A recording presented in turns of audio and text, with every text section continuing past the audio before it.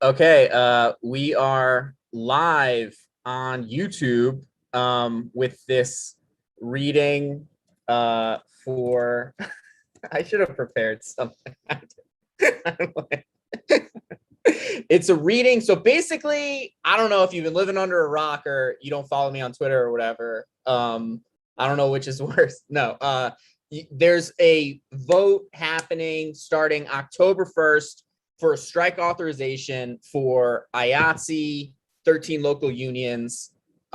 Seemed like a great reason to bring back my reading series. So yeah, we're gonna just have people read. And if you know people who are in one of the 13 local unions, please encourage them to vote yes.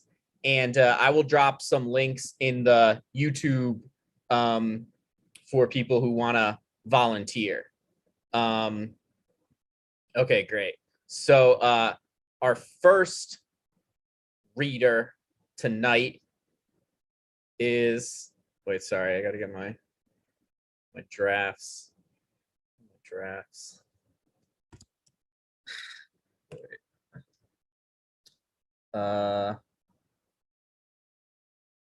One sec.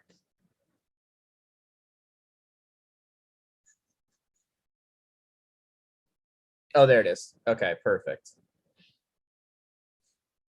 Our first reader tonight. Wait, god damn it. Wait, one more second. Okay. Our first reader tonight writes short humor that has been published by The New Yorker, McSweeney's, and others. She also recently sold a feature idea to Warner Brothers Animation and is currently the script coordinator on Koala Man, which is going to be on Hulu. She's worked on over 75 episodes of TV, and most importantly, is a proud IATSE member of 3 years. Give it up for Emma Soren.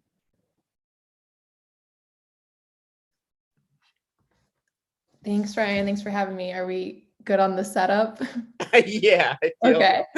And I would just also add, I don't know if we can get a link up. There's a petition that anyone can sign voicing their support for IATSE, which would be awesome. It's up to like 70,000 signatures or something crazy like that. So sign it, find it on our Twitter if we don't have a link. And I will dive right in. This is a piece I wrote a few months ago called A Baby Boomer's Entertainment Industry Advice. So, kid, you want to break into Hollywood? It's not a walled city, just walk right in. But seriously, if you follow this advice, making it in the entertainment industry is as easy as paying for college. Speaking of, have you tried going down to the local college and looking at the job boards? But if you want to be a comedy writer, you've got to fax in jokes to SNL on the late night talk shows. Don't own a fax machine? Buy one ASAP. Best purchase you'll ever make. And get an entry-level PA job going on coffee runs and the like. When the boss orders a small black coffee, get him 10 larges. He'll remember how you went above and beyond. Just so you know, I'm using male pronouns for your hypothetical boss because that's just how the world is, okay? I don't make the rules. I almost forgot. These days, a good education is essential. Have you thought about going to Harvard? Freshman fall, join the Lampoon. Meet your best friends for life there while waiting in line for the bathroom. Just kidding. There'd never be a line for the men's room. It's that kind of humor the seniors will remember in a few years when they're show running Taxi. And don't bother trying to get an agent. Here's what you do. Go to a nice indoor shopping mall in Florida. Outside Jacksonville is great, but Pensacola works too, with a gorgeous child who has great diction. Hang out for a few hours and an agent will find you. And everyone will tell you to move to LA or New York. What you really should do is move into an Office Max. Put some packing peanuts on top of a copier and bam, you've got yourself a bed that prints resumes. But if you are in LA and you see a nice guy with a car, offer to wash it. You never know who you might meet. That car could be Marty Scorsese. You gotta write a script that gets everyone talking, like a spec script of Friends starring a new guest character you'd play who dates Rachel. Send it to Jenny Aniston. It might not be right for them to produce this season, but they'll keep you in mind and hire you to write a freelance episode of Joey. And learn about the industry. Take the Warner Brothers studio tour. While on it, loudly mention, I've got a great take on Batman, to no one in particular. Mr. Warner himself could be walking by.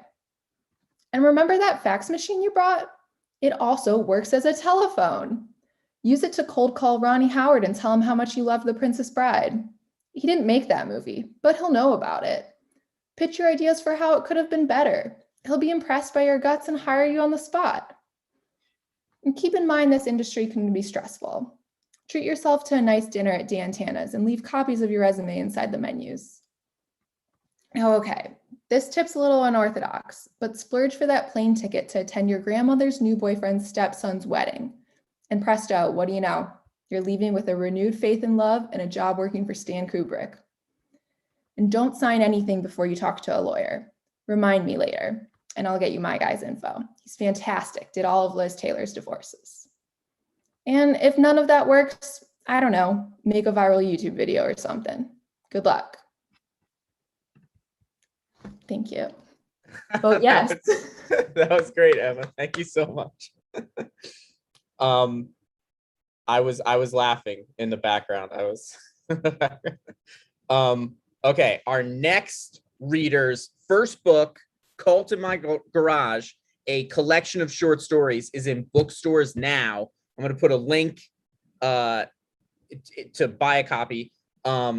It's great stories. He's also a TV writer for shows like Marin on IFC and Blunt Talk on Stars. And he's a filmmaker who just wrapped shooting his first feature called Who Invited Them? Give it up for Duncan Birmingham.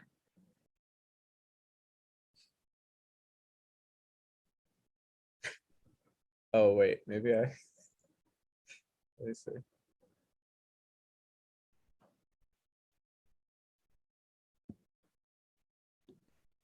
Hell yeah.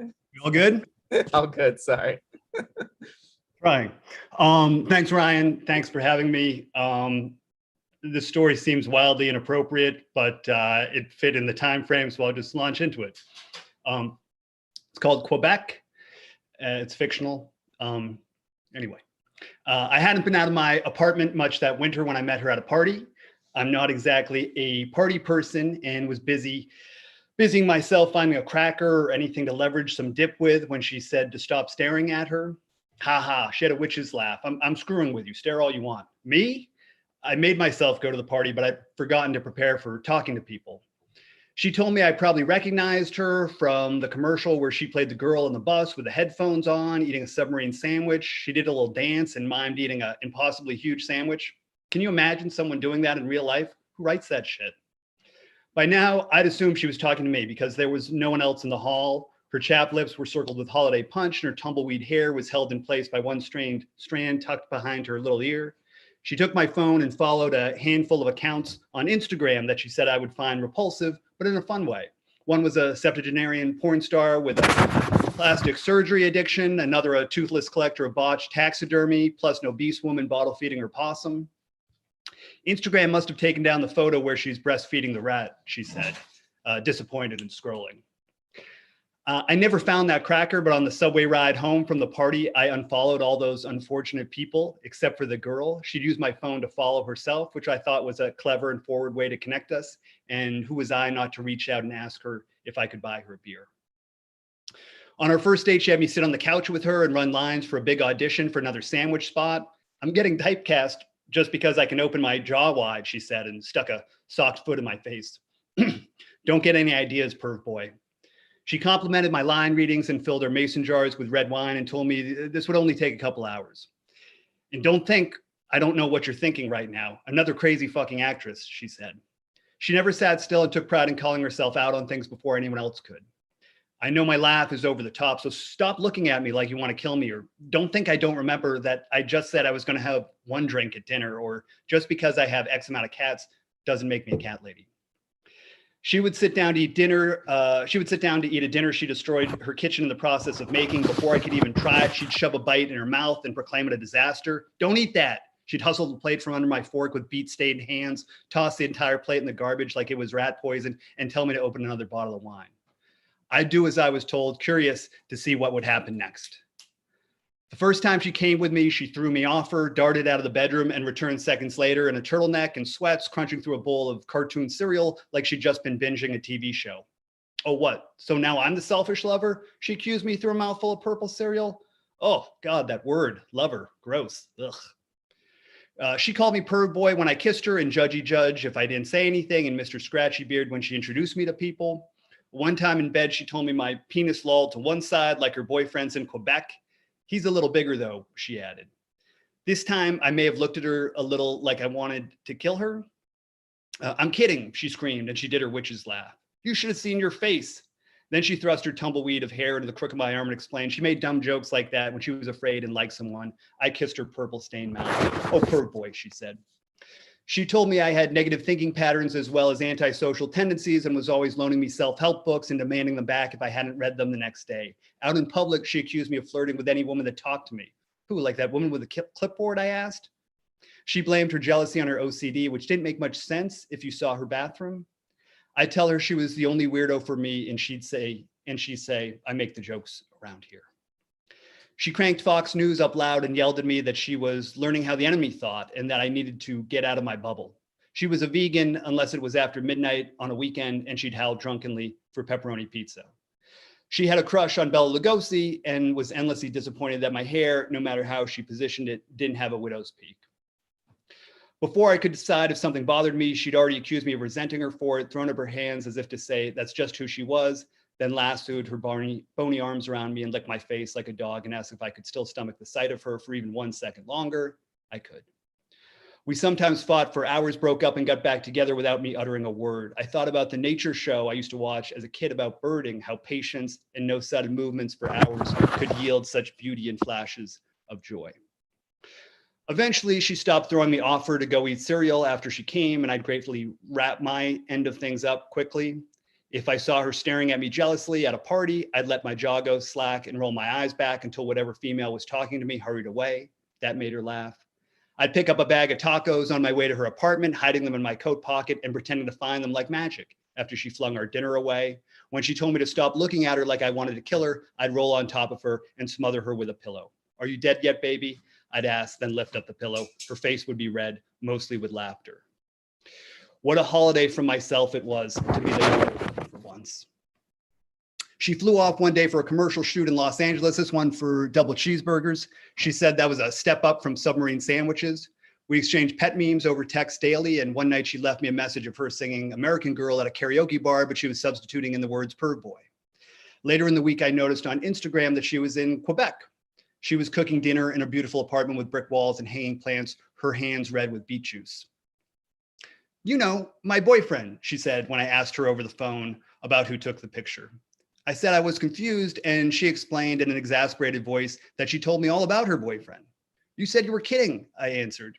I was kidding about him having a bigger penis. Who would say something like that? Like I would actually measure anyway. Why do you think I'm always wearing a beret? She did her witch laugh. I know I need a new laugh. Did you read the Eckhart Tolle book I gave you? Otherwise, can you send it back to me? I didn't make a big deal about it, but we didn't really talk after that. I went back to not leaving my apartment and ran her joke over and over in my mind. I wondered if he has a widow's peak too. I found the old nature show about birders online and rewatched my favorite episodes repeatedly. I wanted to read the Eckhart Tolle book, but I didn't want to give her the satisfaction, so I dropped it with no envelope in a mailbox I slunk by that afternoon. The book landed with a surprisingly loud thud. Apparently, there were no letters to soften its fall. Much later, winter again, I slowed down, realizing I was passing by the same mailbox. I stood there and shivered, wondering if the book was still in there, untouched at the bottom. Thanks. Vote yes. Mic drop. Thank you, Ryan. Thanks so much, Duncan. I really appreciate it. That was great. So next up, we are reading a sketch. So I'm going to bring on our two performers for this. The sketch is written by, the sketch is by a writer who's written for Bird Girl and The Neighborhood. Maybe you've heard of The Neighborhood. Cedric the Entertainer is on it. It's a big deal. So the sketch is written by Lorraine DeGraffenreidt, very funny writer. And I think I did something to the settings so that it looks weird to me, but I'm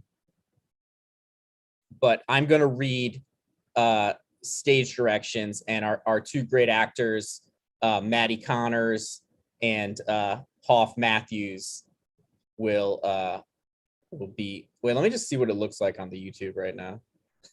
Let me see. Make sure you guys are visible. Oh God, it's just me. Let me see. Okay, so maybe if I spotlight Maddie and spotlight Matt, add spot. Yeah. Okay, I did it. All right, so I will start with the screen directions. And this is, oh, sorry, one moment.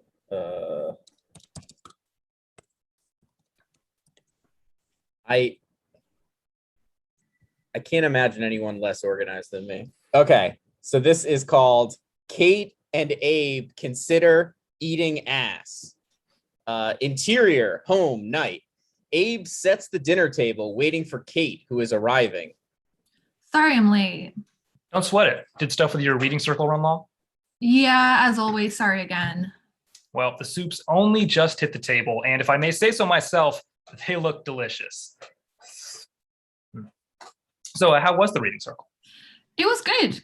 Great even. Lots of illuminating conversations. Listen, something special came up tonight, and well, some of the girls were talking, and Yes? they find it strange that we've been together 8 years and still haven't eaten each other's ass. Oh, I'm sorry, have I upset you?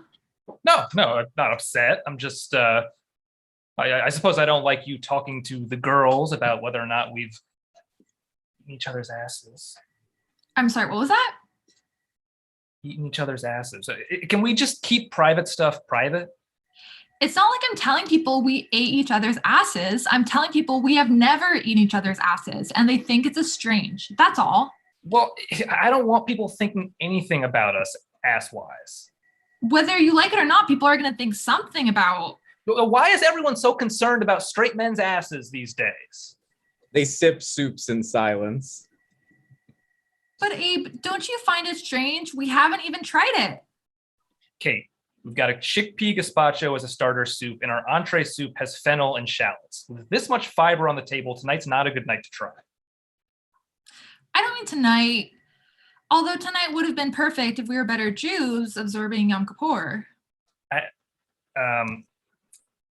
Would it be okay if I actually didn't want to try it? I kind of want to put the kibosh on us eating each other's asses. Stop. I'm sorry. I don't want to try it.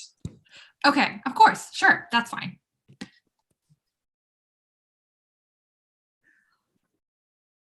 Well, now you seem sad.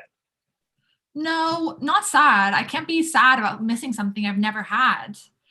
It's just everyone's been talking about it. About Eating ass. yes, right, of course. Eating ass is kind of zeitgeisty right now. Ali Wong talks about it. She's a Netflix comedian. Also, Tom Brady calls it having a little butt snack. He's the NFL comedian. And most importantly, Lala from Vanderpump Rules, she ate her boyfriend's ass. Oh, there were real repercussions for Lala's eating her boyfriend's ass on her personal life. It was important for her growth. It was a mess. Lala told Faith, and Faith told James, and James told Jax. And when gossip gets to Jax, he tells everybody. So suffice it to say, I don't want you talking to people about us and our asses. Remember when we were young and we used to go out to local eateries for soups? Now we always stay home. Too much salt in those eatery soups. So is this just how it's going to be? We're just going to eat the same soups and have the same sex from now on until we die? I mean, don't you like my ass? I like a lot of things I don't eat. I like our rubber tree plant. Don't want to eat it. I like our Manet prints. Don't want to eat that. I like baby grand pianos. Don't want to eat those. Abe gets up to leave. I'll be having my after dinner soup in the study tonight. Wait, What if you thought of my ass like a bowl of Italian wedding soup?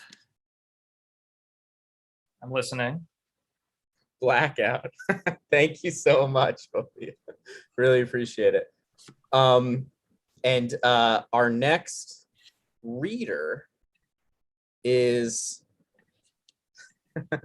a writer and comedian who's written for the New York Times, Vanity Fair, Shouts and Murmurs, Teen Vogue, among other places.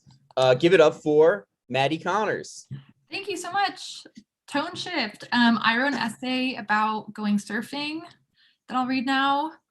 Almost a decade ago, my dad's childhood friend described an image that would be seared into my memory forever.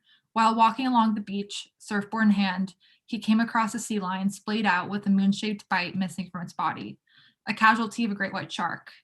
Despite this dramatic scene, he went surfing. I used to think of it admirably at 16, to face this quietude and fury that nature brings and to let it swallow you. Growing up in Northern California, I was no stranger to the mythology of surfing. Herculean tales of surfers narrowly escaping death by deadly jellyfish, snarling sharks, and exploding white waves. Epic stories of surfers traveling to far-flung Virgin Islands with nothing but a surfboard and passport in hand. I was always memorized by the lifestyle that it promised, to humbly submit to the power of the ocean for a few minutes of unbridled ecstasy. The mythology of surfing is just that, relinquishing control to a higher power. Surfing is considered one of the oldest sports, and much like the sports itself, its origins are mysterious. Hieroglyphics of people surfing are etched into stones in Chan Chan, Peru that date back 5,000 years. In ancient Polynesian and Hawaiian culture, surfing was known as an integral part of their religion, praying to gods for the strength and guidance to ride waves. It was thought of as an intimate connection to nature, a marriage of wood, water, salt, and human tenacity. In 1907, after sailing to Hawaii, the novelist Jack London encountered surfers for the first time and famously wrote of them mythically. He is Mercury, a brown Mercury. His heels are winged and in the swiftness of the sea. It was London's description, hypnotizing and majestic, that would render surfing into Western thought. After World War II, thousands of Californians found themselves in monotonous suburban sprawl, pining for thrill and adventure. Surfing became a national obsession in 1966 with the release of The Endless Summer, a documentary of surf that cemented surfing as classic Americana, a pipe dream of sun-kissed bodies, perpetual youth, and expeditions to tropical beaches. In the American mythology, surfing transformed from a mutinous teenage pastime to a kind of spirituality, a materialization of the California dream. Surfing can feel like a holy act. From reading waves to popping up, surfing asks you to access an inherent intuition and assimilate to the ocean. Resident Los Angeles cool girl and writer Eve Babbitt describes surfing best in her book, Sex and Rage. When the surf was hot, everything reached a state of hurling glory. My freshman year at UC Santa Barbara, feeling aimless and in need of an identity, I bought a surfboard off Craigslist. It was canary yellow with a red horizontal stripe, and if lifted from a glossy page of 1980s Sports Illustrated. It stood 8 feet tall in my congested dorm room as a totem of the person I was to become, effortlessly sleek, a desire to abandon uncertainty. I spent afternoons at the beach studying the push and pull of the waves and making feeble attempt at popping up. Reading the waves is an art form in itself. Its simplest terms, you watch the horizon and wait for the wave to peak and paddle towards it. It requires a laser focus and trust that slows down time and feels transcendent. Occasionally, while visiting my hometown in Northern California, I entertain my surfing habit, traveling to foggy, uncharted towns and paddling into hissing waves. It gives me a new perspective of my sleepy hometown of Sonoma County, a place riddled with unmapping beaches and clandestine surfing communities. I rarely catch a wave, but the attempt feels like a day well spent. In recent decades, California has been conquered and colonized by tech companies, smoothing over the edges of its once countercultural legacy and leaving sterile high-rise apartments and salad bars in its wake. I find myself nostalgic for coastal towns untouched by capitalistic ventures and bohemian layabouts selling saltwater taffy in Half Moon Bay. In these moments, I think of surfing as a remaining beacon to the wildly and audacious poles of California that is rapidly mutating into something unrecognizable. Thank you so much. I appreciate it. Bye, everybody. Thanks so much, Maddie. Really appreciate it. That was beautiful. That was awesome. Our next reader is wait, let me get it set up. Despite our next reader's wishes, despite her mother's wishes, our next reader is living in Los Angeles. Her writing has been featured in the AV Club, IndieWire, and Entertainment Weekly, among other publications. If you want to talk the WB's image campaign circa 1999, 2003, she is your girl. I do want to talk to you about that because I'm a big Dawson's Creek fan. So I know. Give it up for LaToya Ferguson. Hello. Am I actually showing up? Because I know the spotlight was set. No, yes, you are good. Good to go. Cool. Hell yeah. So I hope everyone's in the mood for some way too personal navel gazing because, well, I'm working through some things. Sorry, Ryan. Sorry, everyone. So funny story. I've always wanted to be asked to be part of one of these public reading series, at least as long as I've been aware of the concept outside of like very terrible, painstaking college versions of this. So of course, now that I was finally asked to be part of one, I had absolutely no idea what I was going to do, what my plan was. In fact, upon Ryan asking me, I suddenly felt like I forgot what reading was altogether. And, you know, that's not actually even an exaggeration because I actually found myself seemingly relearning how to read just a few days ago as I read the entirety of Gone Girl in less than a day in order to properly discuss it for a virtual book club that I was co-hosting. I will not be co-hosting virtual book club ever again, not because of the speed reading, that was mostly fine, but because I was blackout drunk during my co-hosting. But great book, no notes. But the reason I've always wanted to be part of something like this, despite my never-ending case of nerves, as again, I've let Ryan know, is that I guess I would consider myself a storyteller. Most people probably wouldn't consider me that, as I've spent the better part of the last decade as a critic, TV critic mostly. The issue there has been basically that I've been prioritizing absorbing and dissecting other storytellers' stories, you know, over working on telling my own. It's created this strange kind of complex where I really feel like I personified the those who can't expression. Like I actually feel like I've become the personification of imposter syndrome when I strive to do anything outside of that critical comfort zone. Like I'm kind of just less like a fully fleshed out person at this point when I do something like work on a new pilot or even something like this, and more like a sentient version of someone, me, just yelling, "You suck! You can't write! Boo this woman!" This woman, of course, is also me. So when Ryan approached me to be part of the series, he suggested that maybe I do a reading about professional wrestling, because in addition to being a critic and apparently a storyteller, I am a professional wrestling expert. In fact, I wrote a whole book about it that made me $0 outside of a small advance, though according to my editor, the book actually did pretty well for the publisher, so I'm still trying to figure out the math. Honestly, doing a reading about professional wrestling probably would have been a whole lot easier for me.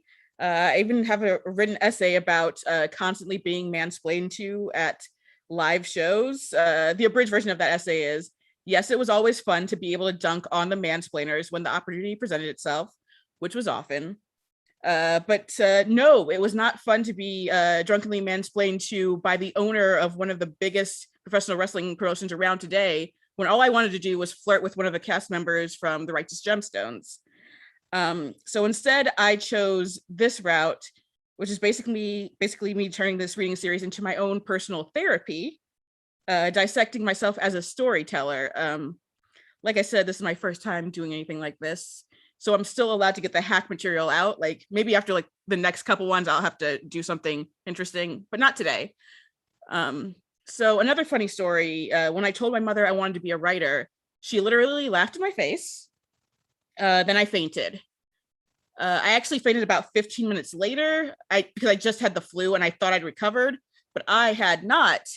But I figured you guys would appreciate the smash cut to me failing and then falling to my knees while pushing a cart in Walmart after I told my Nigerian mother that I would not become a corporate lawyer as planned. I was 17 at the time. I am now 33 years old, and I've been writing professionally for about 8 years, and I've had plenty of professional accomplishments, again, the book that made me no money. They're also my personal accomplishments because all I do is work. I have no life outside of that. But when I announced I got my book deal, my mother praised me on Facebook with a "Good job, sweetie. You can do anything. Next stop, law school." This past January, I got a manager based on one of my spec pilots. And, so I could, pull that off. I could do anything, like go to law school. Last month, literally a few days before my birthday, I got a job as a showrunner's assistant on a Netflix show, which is actually not part of IATSE, actually. Showrunner's assistants aren't in the union. And during a conversation about how cool that is, my mother sincerely asked me if law school is truly off the table. I honestly just said yes when she asked that, because I feel like I'd made it pretty clear law school is not in the cards for me. I honestly think I wrote too much about too many episodes of Riverdale to ever be allowed back into any form of higher education. All this to say, I was going to end this with a very dumb joke, gauging responses as to whether or not I should go to law school, actually. Instead, I'm going to end things unsatisfactorily because that's honestly how I still feel right now. After forcibly turning this into my therapy session, again, I'm sorry to everyone. Yes, I got my wishes of being a professional writer, getting a manager, being invited to this reading series. And yet all I can think is, boo this woman. And maybe I should go to law school. Like, no one's ever booed anyone who's ever gone to law school, right? Okay, sorry. I had to end this with a dumb joke. Yes. LaToya, thank you so much. That was great. That was awesome. Wait, LaToya, seriously though. Yeah. How do I get a manager? We'll talk. Okay, great. Thank you. Next up is let me see. Next up is our next guest is a member of the negotiating committee for the Alliance of Motion Picture and Television Producers, currently trying to come up with a deal with IATSE, who is asking for a reasonable rest and living wage. So I know, guys, that this is, sort of like the enemy or whatever, but I think we should give her a shot and see what she has to say.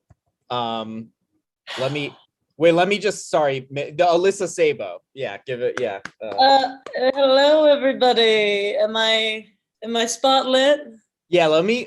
I don't know how do I spotlight me? Okay. I have to spotlight myself. Sorry, just one. Spotlight yourself, Ryan. You're asking for a raise, and isn't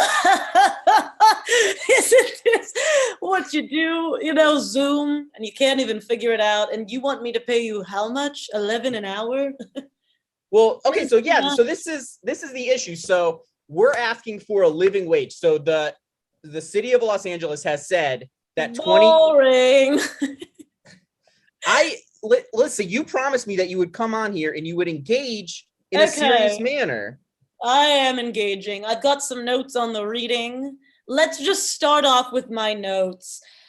First things first, every time I hear IATSE, all I can think about is the game Yahtzee. Who remembers Yahtzee?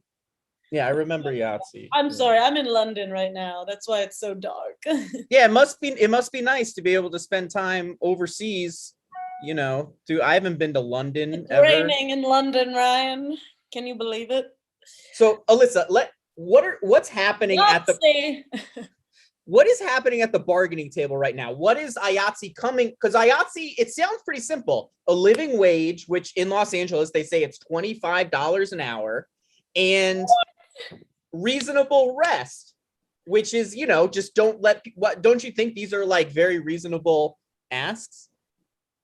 I'm sorry, Ryan. I blacked out because you're so poor. I can't hear you. I'm joking, of course. Yahtzee. Look, Ryan, I want to give you what I want to give you, but I have payments too. Do you understand? See, now, if I give you, what are you wanting? $25 an hour. $20 an hour? 25. Ooh. Now, see, if I give you $25 an hour, how am I going to afford my third yacht payment? Now, here's the thing you don't understand. I don't have access. A lot of my money's in the stock market. So I don't have access to the money like you would think I do. Does that make sense? Alyssa, ask me how many yachts I have. Zero. I have zero. Okay. All right. I'm sorry. You're getting upset. Well, don't you think I wanted to see a good time. I have a lot of notes. Surfer girl, I love surfing. When I was in Cabo, I had a very hot scuba instructor named Byron, and he said, come back anytime. And LaToya, she was talking about working too much. She needs to go to Mykonos. I know a guy. Tell her. Nobody. This is the whole point, though. I feel like you're out of touch if your advice to people is to go to Mykonos. Like, we don't have the money to do that. Ooh, but here's the thing, Ryan. You can find a way. I didn't have. So I obviously, my name, I know you said my name was Alyssa Sabo. That's not my name. Veronica Paramount. Okay. Yes, that Paramount. And I didn't have much money. My dad gave me $4 million to get started. That's nothing. And I turned it into the dynasty I have today, which is, what am I doing? I'm a part of some committee. Yeah, you are supposed to be negotiating about a sexy girl. I'd love to get to know that woman. I feel like she wouldn't be stirring the pot.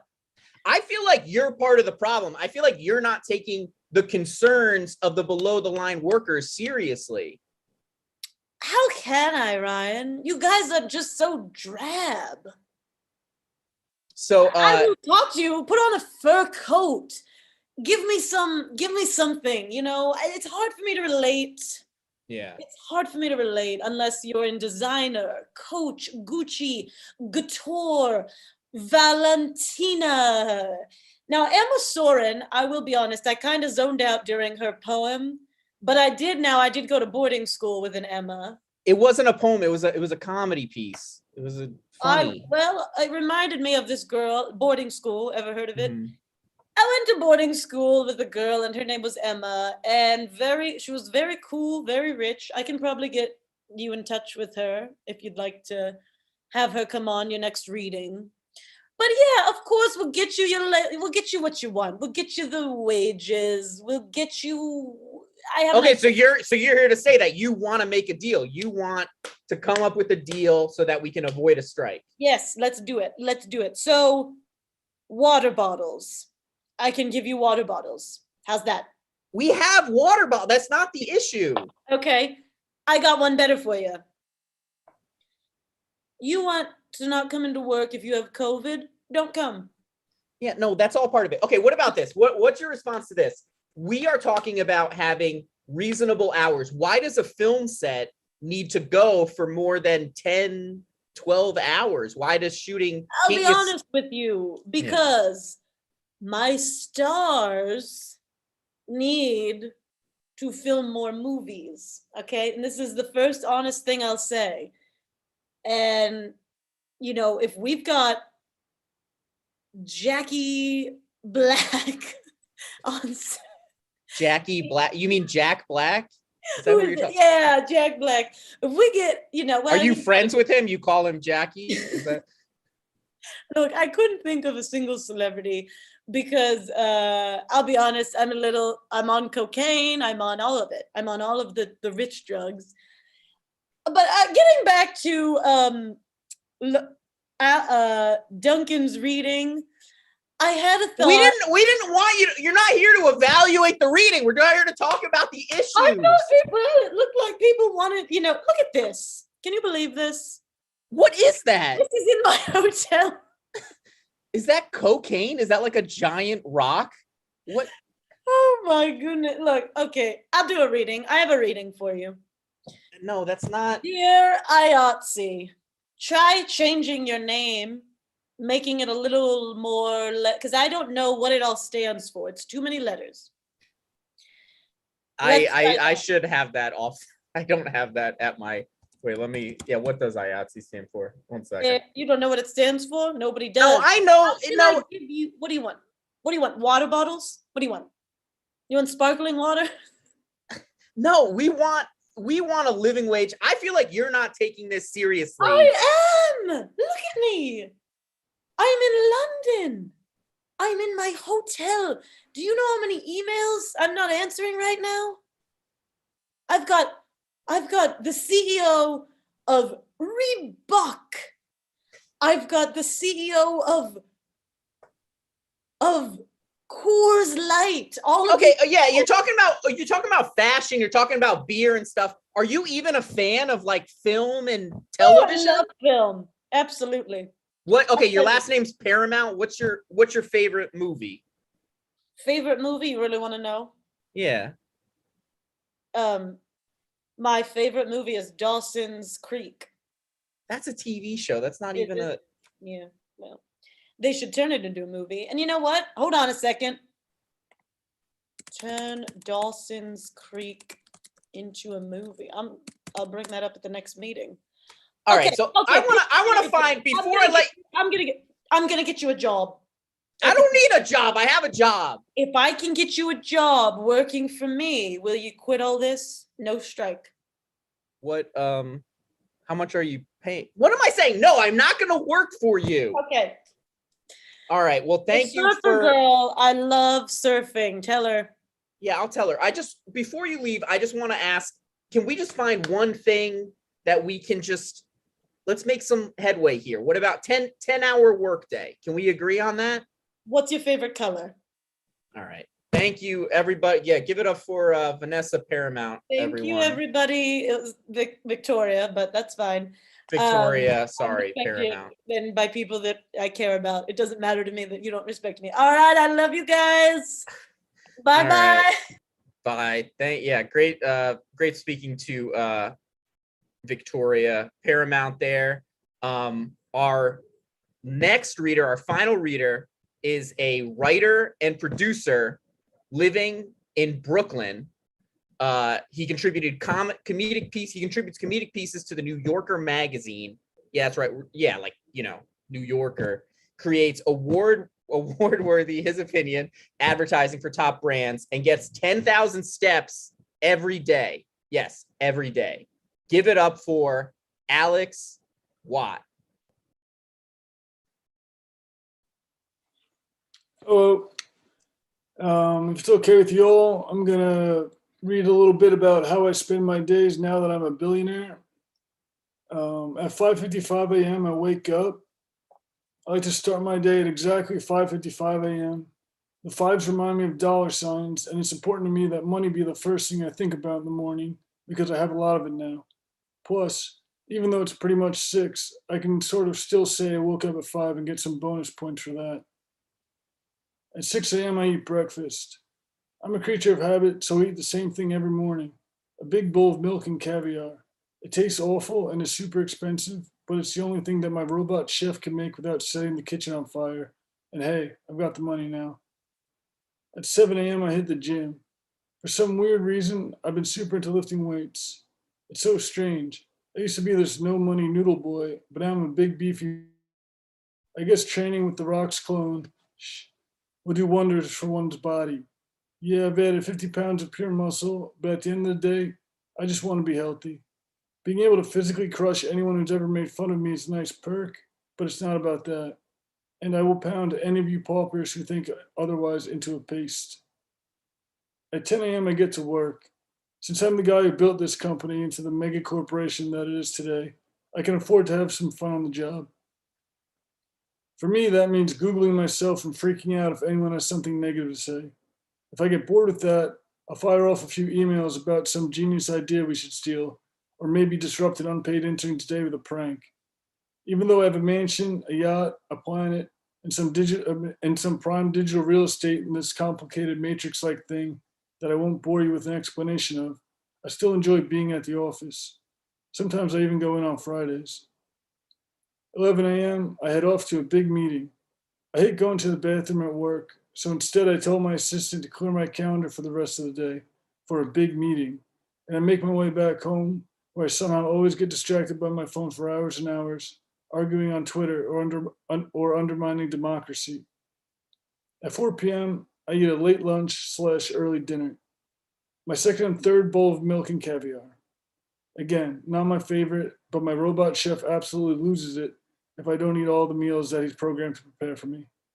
Whose idea was it to make this thing run on cocaine anyway? Mine, of course. At 8 p.m., I chill with the crew. The boys are always down to get drinks, and now that we're all billionaires, we don't have to rush to the bar for happy hour. Every once in a while, some celebrities join us, but they tend to spend a lot of time in the bathroom. Big meeting? Just kidding. No matter how much moolah I make, I can't help but wonder if I would have been better off following my dream of doing comedy. Certainly, the world would be a happier place. People are always acknowledging my jokes. But then I'd be too busy headlining clubs and doing whatever it is that I do. I say tech stuff when people ask, but it's way more evil than that. At 11 p.m., I kick back and relax. Some play golf, others hunt the less fortunate for sport on their private islands, but I'm not your typical plutocrat. I really do want to help the world. I've been working on putting an end to poverty for a while now, but to be totally honest, I'm not getting anywhere. I have a ton of money and most people don't have enough, but the numbers simply aren't adding up for me. Luckily, it's just something I do to unwind before bed. 11:01 p.m., that's when I hit the sack. Yeah, it's early, but hey, I woke up at 5. Thankfully, I have my alien girlfriend to keep me company. So turn on my favorite show, and I'll explain all of the epic gags to her. If I still can't sleep after that, I'll check my bank balance and count dollars until I drift off. Or I'll just give up and get the headset that my Secret Santa gave me at the billionaire holiday party and use it to mine rest from the body of an unsuspecting surrogate while I stay up all night plotting my path to become a trillionaire.